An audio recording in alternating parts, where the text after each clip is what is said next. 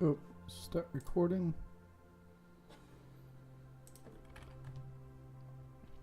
Not Facebook. I want YouTube. But I will share. I just need to make sure that we are. Yep, we are good to go. All right.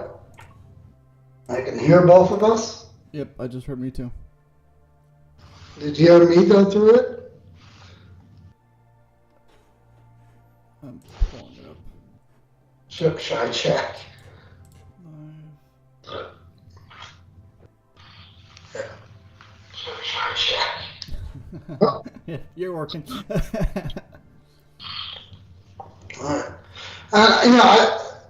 Both through the Facebook Live thing and through this way, I think we look far better than what we do whenever we do it through the Zoom recording anyway. So, yeah. I think Zoom looks better, but that's just my opinion. I like it when it has our own branding. As opposed to big word Zoom at the bottom and then looking plain. It's like, nah, that looks terrible. No. So, all right. So, welcome everyone to Fellowship of Christian Goths, Revealing the Darkness. This is our part 3 of our talk on death, rituals related to death and dying and mourning and grieving and the healing process. So, part 1, of course, is going to be remembered by those who listen to it as the Jack couldn't hear Josh, so he just kept on going. Josh kept interrupting Jack, and Jack just kept on going through because he couldn't hear a word. Part 2 will be known as, oh boy, it's so short. Very emotional, beautiful thing, short. But, all right. So now we're in part 3. So before we move on, because part 2 was so short, was there anything more that you wanted to say about, your father's funeral and, and all that stuff?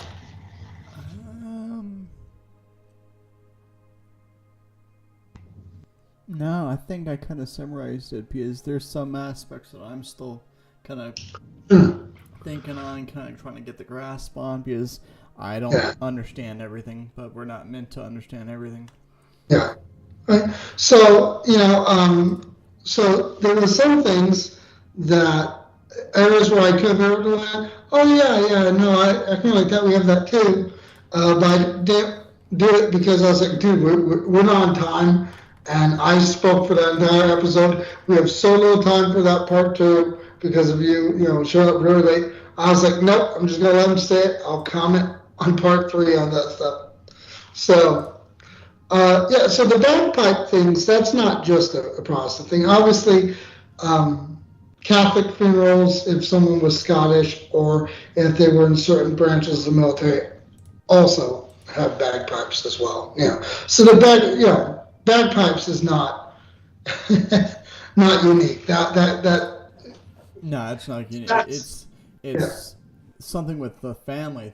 My family has been doing it for years, just because of my grandmother's side. But no, I've seen it at military funerals. I've seen it at law enforcement funerals. So, but every family does something different.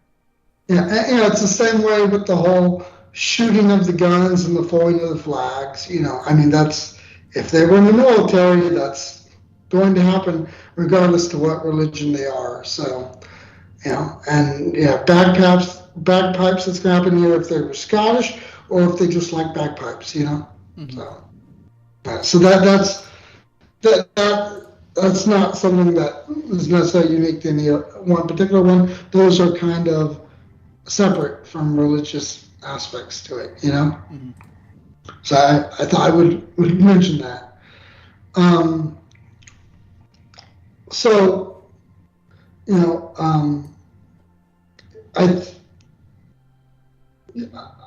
know you mentioned some kind of a private ceremony before the public one. Now, since he was cremated, I assume that wasn't a viewing, right? The first one, he wasn't cremated until after even the main service. Oh. Yeah. Oh, okay. Yeah, the first one, the Friday one, the family and very close friends. That was an open casket because that was the best way that we could think of to enable us to be able to let go.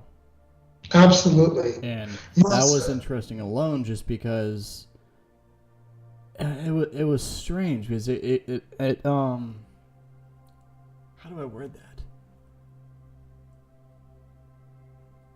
We walked, when we got there, it was already closed, which is fine. Because that kind of enabled us to get everything ready, get all the merchandise is not the right word. All his stuff that represents his life. There we go. Set up and everything. Memorabilia? Huh?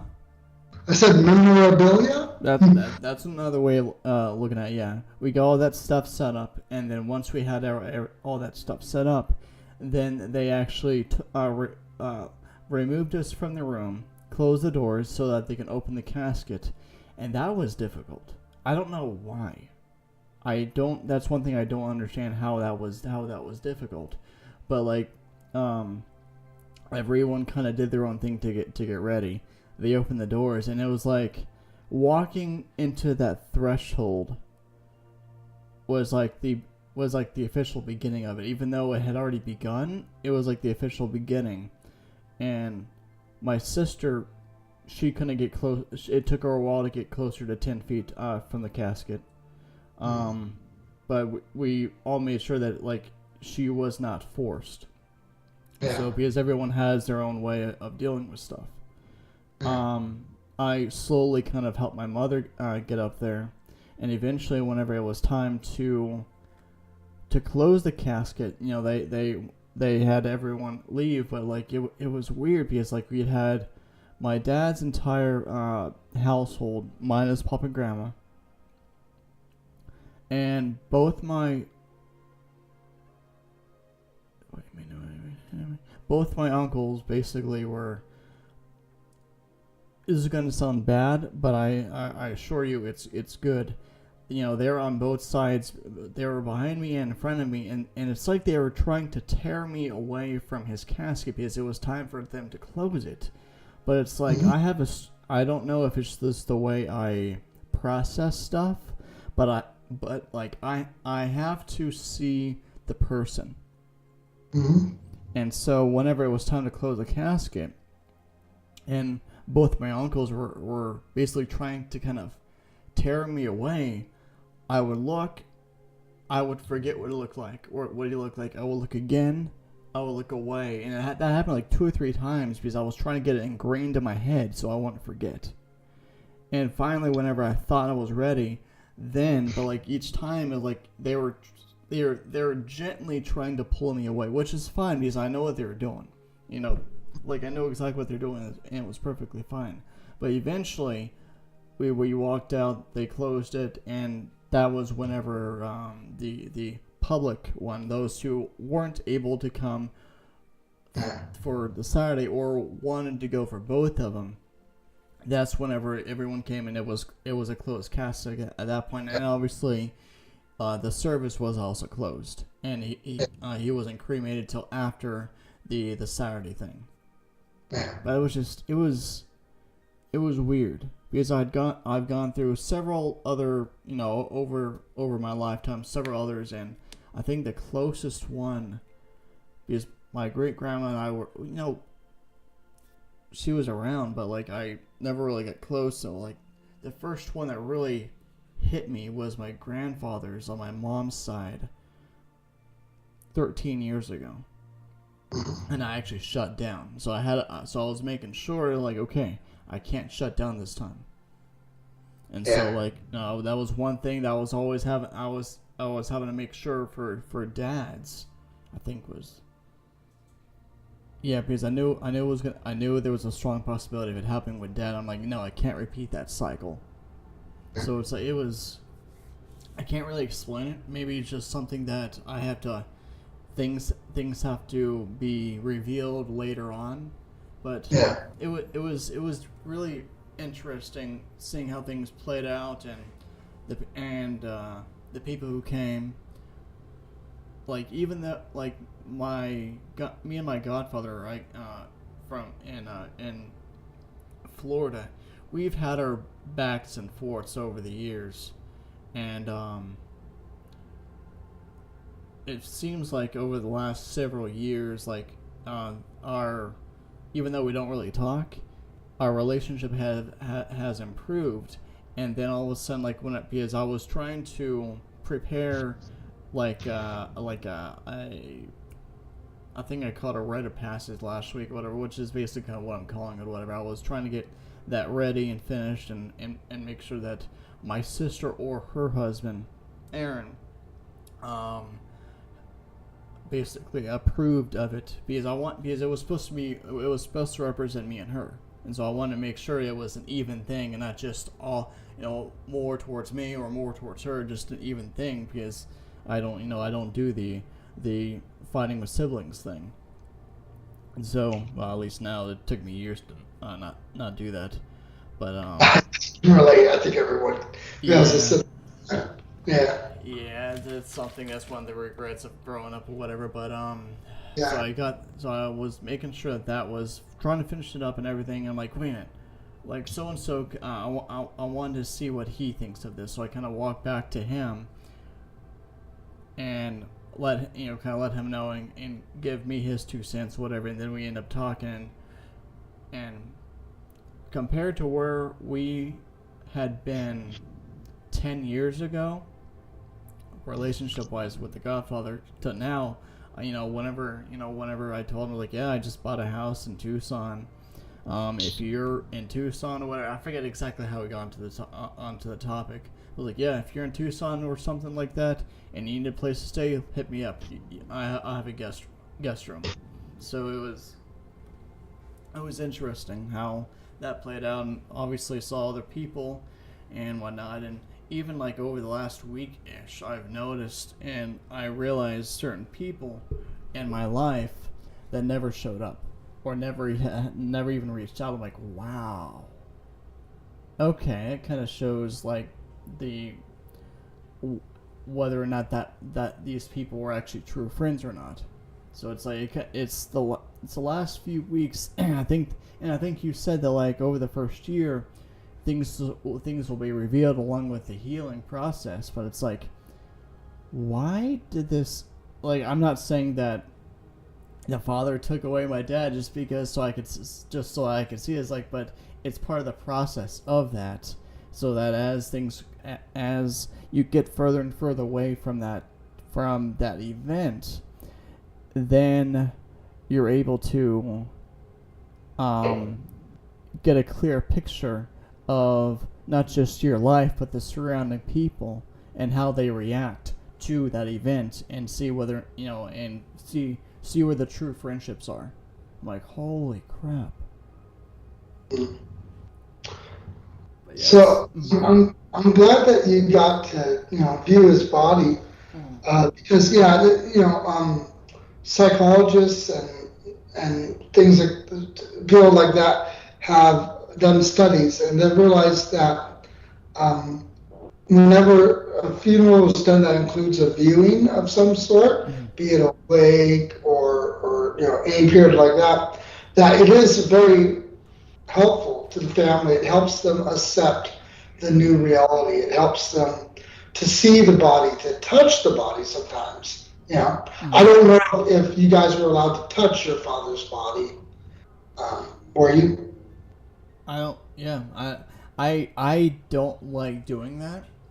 Yeah. Me personally, there's no superstitious reason for it. To me, it feels creepy. Yeah, I understand, especially because it's obvious it's cold. Yeah. I've done it once before, and I'm like, nah. Whenever my friend Jennifer died, she had an open casket, and I went, and I didn't touch her body, but man, one of her uncles, he grabbed her hand and shook it. I was shocked. I felt like as if he was violating her corpse by doing that. I was like, what are you doing? But the point of me bringing that up was that, some people, it even helps them to touch the body, to realize it, you know. Mm-hmm. And as I mentioned with Catholic ones, they have wakes, and then with which is a long viewing. It's a viewing party, especially if you're Irish, right? Mm-hmm. Yeah. So Catholics, it can range from a viewing to a viewing party if you're Irish, where you're literally dancing with the corpse and playing cards with it, and all crazy weird stuff if you're Irish. And then as I mentioned with Judaism, there's a group of people that oftentimes will also include family members as well, where they bathe the body, they wash it, they give it a spiritual bath. It's a form of a mikvah, a form of a cleansing baptism, but not a baptism of faith, but a cleansing of faith, a spiritual cleansing of the corpse. And then they dress it in these clothing that are very similar to wedding clothing, and they cover the mirrors with cloth. There's no mirrors that are facing the body because of the belief that it might capture the soul, right? And that's both a Jewish thing and a Catholic thing. If you've ever heard about covering up mirrors when there's a dead body in the room, it's in Judaism and in Catholicism to cover up the vaguely. I remember. I want to say I might have heard it once, but other than that, no. But I know it that's might all kind of trap the superstitious soul. stuff. There's two superstitions. One, it might trap the soul and thusly cause it to become a ghost, haunting, a specter, a poltergeist. Mm-hmm. Another one is that if a living person is seen in the mirror along with the body, that living person will be the next to die. So that's some of the superstitions. Interesting. Related to that. Yeah, so it's tradition to cover all the mirrors in the house. But the bathing the body, the watching over the body from the moment they die until the moment of the funeral. See, it's that same thing. It's the viewing, it's the wake. And so it's pretty important. As you know, a lot of people these days don't do that. They consider it to be morbid, but obviously we're in fellowship with Christian Goths, so we like doing that. We understand the healing nature of a viewing. So I'm glad it's definitely interesting hearing all the different traditions and seeing, where if some of them are basically rooted in superstition. I'm like, okay, where did that superstition come from? Because I know, like, even going further back, they're going off of some kind of belief or whatever that was to us archaic because their lack of technology, and they were trying to do or be careful of different things. And it's like, it makes me, it's always interesting to hear the different traditions, and like, where did that come from? And then it's interesting because then whenever photography got invented, it kind of reversed there, where people were taking pictures of themselves with the propped up body of their dead loved ones, right? Oh, you never heard of those? I do know that, like, whenever the whole photography thing began, there was a superstition that, like, don't get your picture taken, don't smile, or something along those lines, because they thought it was going to steal their soul. Yes, but also there's an entire genre of photography called memento mori, and it's photographs of either the dead. So you take pictures of the people after they had died, like flowers around them to help with the smell, and to be in a bed, right? Or the other aspect of memento mori is you take family photos with the corpse, so you can get a lot of Victorian pictures where it's a bunch of living people, and you think it's all living people, but either one adult in the picture, or one teen in the picture, or one child in the picture is actually dead. Interesting. There's tons of them. Because initially, whenever photography first happened, whenever they were doing it on metal plates instead of on paper, you would have to stand there and stand perfectly still for Like, quite a bit of time. yeah, it was for like, I don't want to say it was for 5 minutes. It was like 10, 30, or 45 minutes, which is kind of crazy. I don't think it was like the 45-minute mark, but I know it was a good amount of time. Yeah, you had to stand up for a certain amount of time. And so oftentimes, Victorian pictures of children, they're dead. Either the ones that look asleep or even the ones where they look awake. And so, and then also, like if you have a young child, like, age 3 or 5 in the family who died, then you do an entire family photo where everyone's alive except for one little child. But there are also ones where it'd be like a teen who died, and it would be their brothers and sisters and their dead teen. And they used to, take these, like metal or wood things and stick it down on their clothing to keep them upright. That way they would be like sitting their up. eyes, and they would, make the eyes go open, right? So they'd have open eyes, and they'd be sitting or standing upright, but they'd actually be dead. So there's a ton of Victorian pictures like that. So, but if you think about it, getting your picture taken of you with a corpse, well, that's just like being in the mirror with a corpse. So it's like, oh, are you next to die? And, the whole, deaths happen in threes is related to these. These are all related superstitions. Yeah.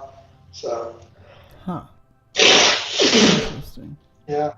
But I know like different people have different ways of doing it, and like I said last week, I've been to some really boring ones, and then I've been to some more really emotional ones, and then one several years ago it was almost like a party, they were trying not to be sad, but they're celebrating. I'm like, oh, that's interesting. Yeah, well, the wake is normally very similar to a celebration as well. The Irish wake. Yeah. And of course, in Judaism, the Yitzhak and the Yurtzeit have an aspect of celebration too, because it's the 1 year and then the anniversary every year. Commemorating their life, and especially those later anniversaries, that is commemorating their life. It's like a birthday, but even more important, because a birthday, what they do when they were born, whereas on the anniversary of death, what all did they accomplish in life? It is a celebration of life. Yeah, a lot of, oh no, we're not going to have a funeral, we're going to have a celebration of life. Well, in Judaism, you have the funeral, and then a year later and every year after that, then it's the celebration of life, which, as I also mentioned, the one that happens exactly 1 year later is also kind of a celebration of that soul being released from a Jewish version of purgatory. Mm-hmm. I say Jewish version because purgatory is the Catholic word for it, but believe it or not, there's a Jewish equivalent. It's interesting. Yeah. Yeah. Wouldn't that be like? Wouldn't that be considered like basically Abraham's bosom? Well, Abraham's bosom can I would say yes to that, but Abraham's bosom. Sometimes people use that in reference to Sheol. Sometimes they use that in reference to heaven, and then there's this purgatory type realm too, which I can't remember the name off the top of my head, but being as we're Goths, I think we can all appreciate, this longer mourning period, kind of like Queen Victoria, one of the godmothers of Goth, if you will, after her husband Albert died, she wore the mourning garb for the rest of her life. But, it was traditional to wear mourning garb, I think, for like 2 years. I think the first year it was pure black, and then after that, Victorian mourning garb. And then after that, you could start incorporate like white and gray, and that was after the 2 years that you could start reincorporating color. So that's the Victorian mourning garb. I think that's what it was. Interesting. I think that was the time frame. So because Goths, obviously, Victorian mourning garb and Victorian mourning, in general, has a huge cultural aspect on us. It's massively important to Gothic culture. And Queen Victoria, when Albert died, the fact that she went into mourning for the rest of her life, and she pretty much the entire United Kingdom went into mourning with her. And so that period is the Gothic revival period in Britain, and that is where you got all this Gothic literature like Dracula and all those books like that. They're coming out during that period, and that's where you have the Gothic revival architecture, whereas the original Gothic architecture was a little lopsided. They would build it as the funds were at the time, so you'd have one tower way taller and more beautiful than the other, whereas the Gothic revival was specifically made and planned out to have this Gothic imagery into it, and so you would have like these perfectly same height towers and stuff like that. And also the original Gothic architecture was just ecclesiastical, whereas Gothic revival you also had lay structures, mainstream non-religious structures in the Gothic style as well. And then during that time, some of the original Gothic structures had fallen into ruins, so you would have Gothic ruins and old Gothic castles, and the literature about people dressed all in black. And then you had people dressing all in black and going to cemeteries and reading Gothic novels and writing Gothic poetry and singing the poems while their friend plays a little harp or something, or a little guitar, right? Mm-hmm. And they'd be having picnics in cemeteries while wearing all black and reading Gothic poetry. And so the Victorian mourning culture, really, because it became a fad, it became the cool thing to do for a bit, even if you weren't in mourning. Collecting hair jewelry made of the hair of your beloved.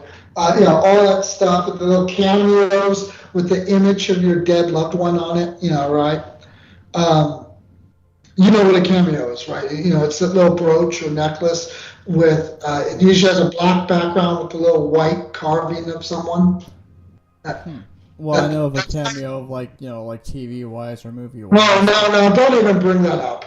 Don't even bring it up. that's the only cameo I know. Those are named after this cameo. Okay, so those cameos in movies and TV, so there's a piece of jewelry that is very popular amongst Goths, where I know you've seen it. It's a usually round little brooch or necklace. Okay, that usually has a black background, like an onyx background with carved out of ivory, usually a woman, a profile image of a woman usually. Have you seen this? Yeah, I think so. Okay, that's called a cameo. Yeah. Interesting. So those are called cameos, and that's where the modern day word cameo comes from. Those, and so what was when you loved someone back then, you would either carve a cameo of them, or else they would carve a cameo of themselves for you. This is before photography, clearly, right? Or else they'd paint a cameo. There's painted cameos too, and or they would cut off a piece of their hair and braid it together and make it into a ring or make it into a necklace, or else put it inside of a cameo, inside of a locket, right? Mm-hmm. Hence locks of love, right? You have these lockets full of a lock of hair that someone would then wear on a necklace inside of a cameo, carved in the shape of the person's face, and you'd open it up, and because you wouldn't open it up and have a picture, because this is before, they said the picture was the cameo, and inside you would have a bit of their hair. And so, Goths love it. Hair jewelry, really popular amongst Goths. Cameos, super popular amongst Goths. Goths love it. It all comes from Victorian mourning, which, again, it's a way of accepting the death and carrying the person with you. one that someone does with ashes sometimes. If someone was cremated, which again I don't promote cremation, but if someone was cremated, like they'll sometimes wear like a necklace with a little vial of the person's ashes in it, you know. Or else you could also, another that's popular amongst Goths is wearing a necklace with a little amphora of the blood of your beloved in it. You know, a little bit of your beloved's blood in an amphora worn around your neck. Mm-hmm. And so amphora is a jar. It's an old jar that was used in ancient Rome.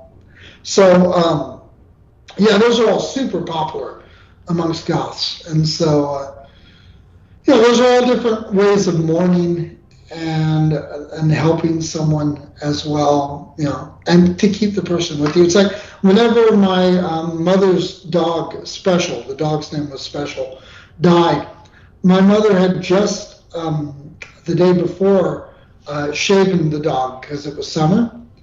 And so we took some of the hair and I brought little amphoras that are normally for carrying the blood of your beloved. And we took some of the hair and my mother braided some of the dog's hair to a very tiny braid, and we stuck that into the amphora. And then the dog, he always wore a blue collar, so the dog always wore blue. And so I took and I made a rosary with bright blue beads, because that was the dog's favorite color. And then instead of a cross, it had the amphora with the dog's hair. And then the connector, the center of the rosary, the connector that connects this part to this part, was St. Francis of Assisi, which is the patron saint of animals. And then right before the amphora, I put a saint medal of Saint Roch, which Saint Roch is the patron saint of dogs. So, you see, I made my mother a little memorial necklace for her dog with, the hair of the dog, patron saint Roch of the dogs, and patron saint of animals, Saint Francis, and then blue, which was the dog's favorite color. It's the color associated with the dog. So, it's just a little thing, because you got to remember, my whole family is Goths, right? And so, my mother, she loved mourning garments, she loved mourning jewelry, and all that stuff, mourning jewelry in the Victorian period was also a lot of onyx jewelry, a lot of black jewelry, a lot of jet. Jet is another black stone. Jet is black glass that is naturally formed, black volcanic glass that could be found on the shores of Whitby Bay in England. That's where the word jet black comes from. It's the color of the stone called jet, which is volcanic glass like obsidian. Interesting. Yeah. So obsidian, jet, onyx, and silver. Those in a silver casing, or a silver ring with a jet stone or an onyx stone. That's all mourning jewelry, and also mourning jewelry because they're memento mori. So to remember, memento mori means remember that you too shall die. Exactly. Yeah. And, memento mori often would have skulls and crossbones on them, or coffins. So you might have a ring with a onyx stone in the shape of a coffin, and then with a silver thing wrapping around the finger with skull and crossbones on it. I have rings like that. And of course, those rings are very popular with Goths, you can imagine. So, so see, that's really cool stuff that, and you can see how that stuff, and then when you look into older Christian traditions regarding death and Jewish traditions as well, they're all very similar. Yeah. That's why you'll read Victorian novels and they'll talk about covering up all the mirrors, stuff like that, So it's cool imagery that's super important to Goths, just majorly, Yeah. I can't really think of anything. Like, I'm trying to go through the whole process on my end to see if there anything else stood out or whatever, and kind of how I've dealt with it. Because I know, like, the sermon I gave at my church, like, last week or a couple weeks ago, I had mentioned, kind of brought in the whole idea of healing and forgiveness, and I even mentioned that that those concepts apply to forgiving God, because there are, whenever we go through a loss or a number of losses and we don't understand, we could, without even real intention, hold some kind of grudge against God. And we got to remember that, in my opinion, nothing happens on earth unless God approves of it. And I'll say if it didn't happen, then God didn't approve. So obviously, if we lose someone, God looked at the circumstance or whatever, and kind of looked down that timeline or whatever you want to call it, and saw that with that person's departure, all these things would happen. He's like, okay, yep, that's fine. So it's like, we got to remember that them leaving, the Lord saw it was fine, even if we didn't, we don't understand, we don't want to accept that God approved of the person's leaving Earth. But Jesus said, I don't know which gospel it is, but he more or less said, I have to go because it's better for me to go, so that in Scripture says, so my spirit can be spread across the earth. But it's also along the lines of, I must go because all these things have to happen, and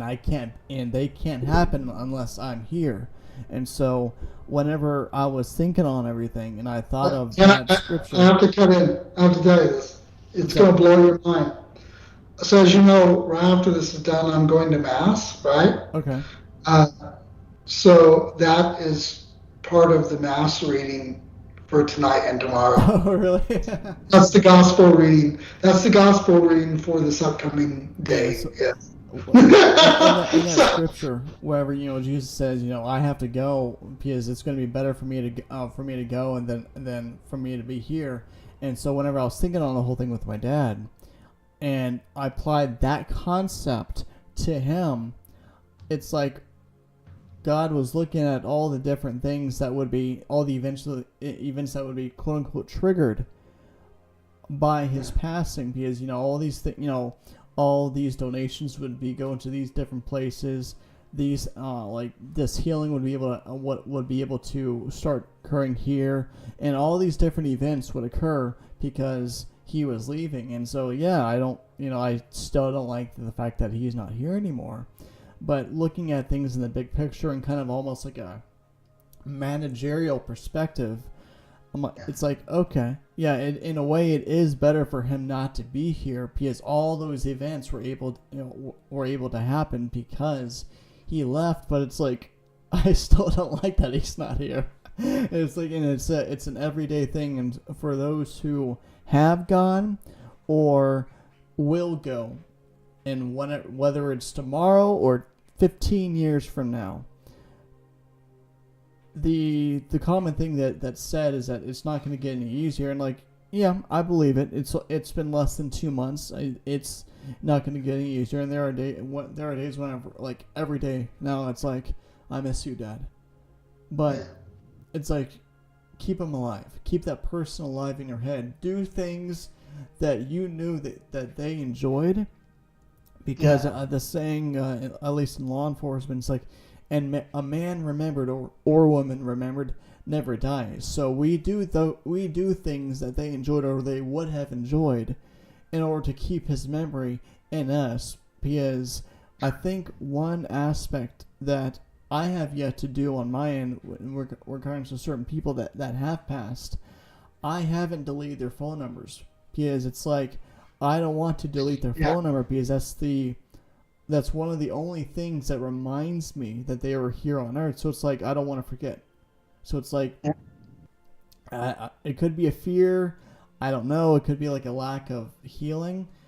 It's like, but for me, this thing is still fresh, and so I'm going to be doing that for years on end because I want to remember him, even though I do know that this life is temporary and it's not even.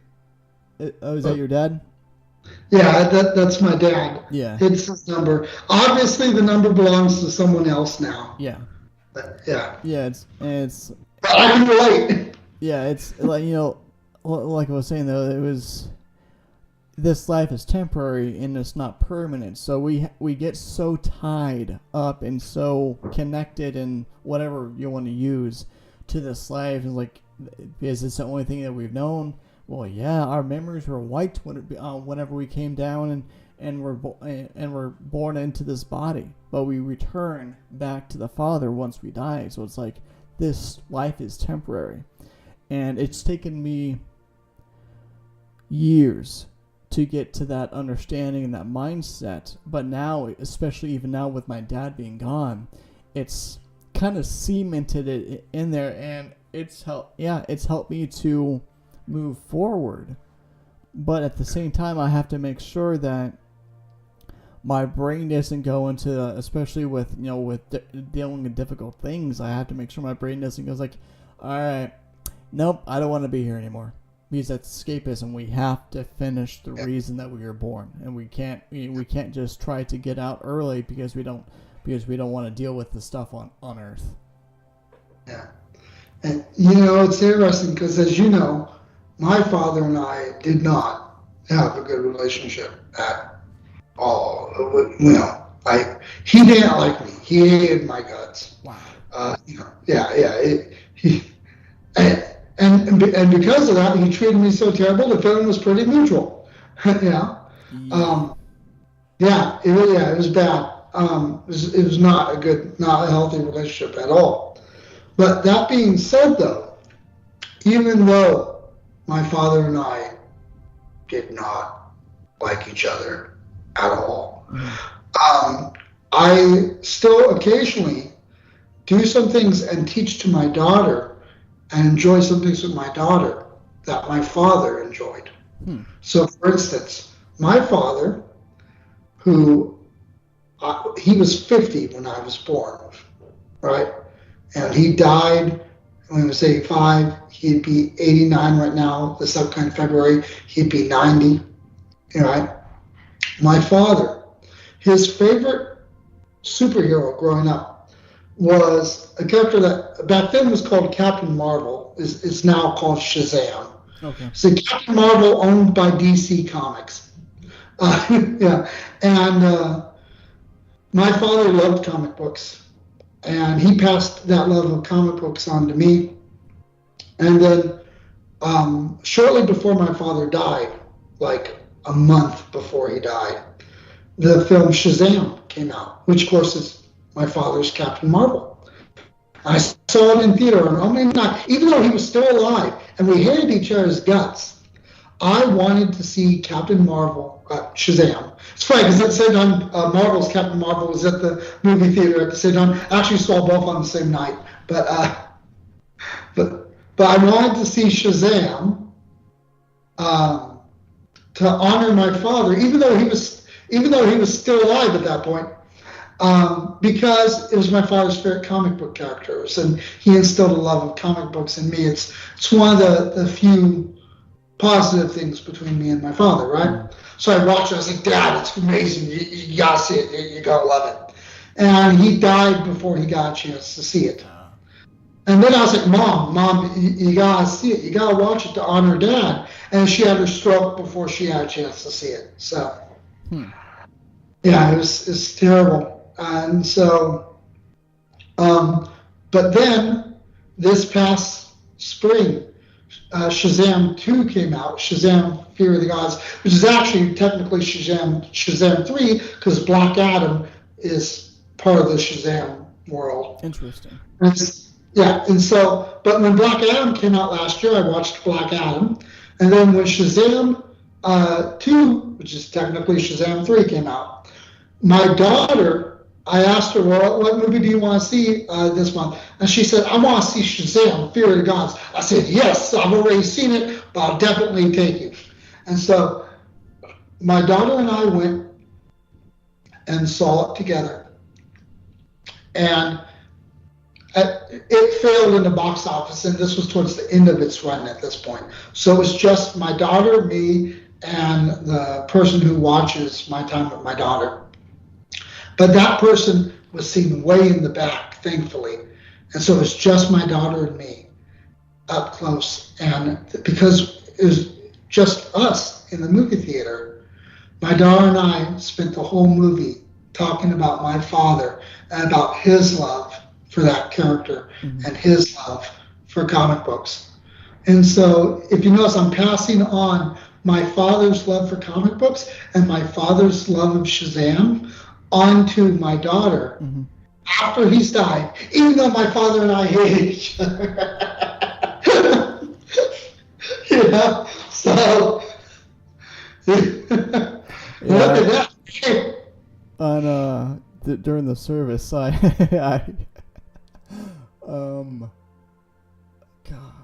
had mentioned that I got my dad's taste in music, and I took it to the next level because he liked the kind of the Christian rock or but I consider it metal. Once I start listening, I'm like, okay, this is more kind of a Christian metal or a white metal type thing. But of course, I took it to the next level. But and I think it's many times that's how and generations do it.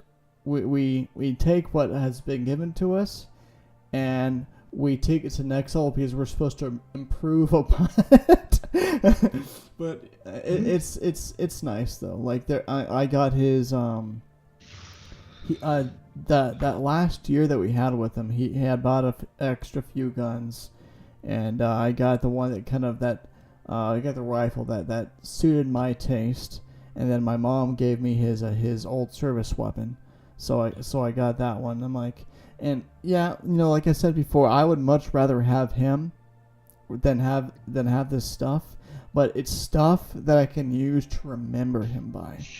And that right there is what matters. And like how I was mentioning earlier, for those who have lost or will lose, those people that are closest to them, be sure to get something that reminds you of them. And depending on what the object is, or depending on what it is, use it regularly or have it with you regularly, so that like they are in this spirit going wherever you are. Yeah, they're not literally there, and yes, most likely their literal spirit isn't there, but in the lack of better terms, and I guess in English, their spirit is still with you because you're remembering them, and it's like you're spending time with them, but you're not, but you are at the same time. And I think that counts many times, because we don't understand how God is with us consistently, but He's always there with us. And even whenever we're making we're being purposeful, shall we say, whenever we go into our the closet with Him, or your spirit room, or just purposely spending time with Him, it's like that whenever we're taking stuff with us to remember Him by. It's the same concept of, I'm spending time with my dad because I have this with him, and it reminds me of him, mother, son, father, whatever you want to call it. It's the same concept as, I am reading this book because it's based on biblical stuff, or I'm taking a walk, or I'm going on a hike because I'm spending time with the Lord. Whenever you're being purposeful in doing that stuff, it could be seen as spending time with that person, even though they're not physically here. So we got to remember that even if that person is no longer here, and you can still spend time with them. Period. It's not going to be the same, because you're not going to be able to feel their presence. Sometimes you could, because I think sometimes people I swear it's like he's here, but it's different being in physical presence and being able to hug or play around with, or whatever that you would do with that person. It's not the same, but it is at the same time. So I can't really think of anything else to say, Jack. Do you have anything else before we close? I actually have a lot more to say, but we're going to have to close. So I think we're going to have a part 4. Oh my gosh. Hey, we're goths. It's okay if we indulge on the topic of death, funerals, and mourning. I think it's okay. So yes, so looks like we're going to have a part 4. Because I have some more stuff I want us to talk about, because there's so much more for us to compare and talk about, and yeah, I think so. Part 4. So join us for part 4 as us goths obviously indulge in the topics that goths like to indulge in. All right. I guess we'll see you all next week. Everyone, take care.